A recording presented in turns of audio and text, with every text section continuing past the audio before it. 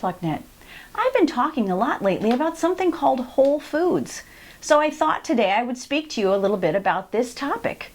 Whole foods refers to food that is unprocessed or unrefined. It's about eating food in its most natural state, like choosing an orange over orange juice or sweet potatoes over sweet potato fries. Or you might eat a hard-boiled egg as a whole food versus an omelet that is not considered a whole food. Whenever food gets processed, there is always the possibility that it will lose some of its nutrients and gain some other qualities such as fat, salt, chemical or preservative additives. Raw fruits and vegetables are whole foods. Milk, if homogenized and pasteurized, is not considered a whole food. What I would recommend, so that you don't feel overwhelmed when deciding what to buy, is just to consider how close a food is to its original form.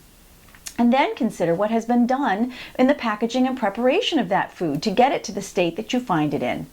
For instance, if you are looking at vegetables and fruits, basically they are harvested and you buy them in their original form. But if you're buying prepared foods in any form, you will need to consider what was done to prepare them and what preservatives might be in place. Now, if it's a Twinkie, we all know that that's not a food in its natural state. So just be mindful, consider where the food comes from, what has been done to it, and read the label. There's one other thing that I would like to mention. Many women ask about the difference between eating whole foods and organic foods. These really are two different topics and they mean different things.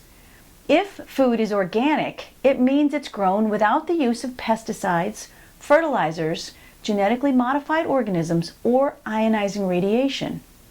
Now, you can have a whole food that is also organic if grown under the right conditions, but you cannot assume that all whole foods are organic. Also, it's very important that the meat and dairy that you eat comes from animals who did not take antibiotics or growth hormones. The term organic refers to how something is grown or raised. The USDA does regulate the industry of organic products, the labeling of which has to follow their guidelines. So again, read and read and read again. The labels are what tell the story of the food. As a gynecologist, I am more and more interested in what I'm eating, what my family is eating, and more importantly, how what we eat affects our health. I find in my daily practice that our food intake has a rather immediate effect on how we feel and the quality of our health. But I understand that not everyone is interested in radically changing their diet. I had a conversation with a friend about this just the other day.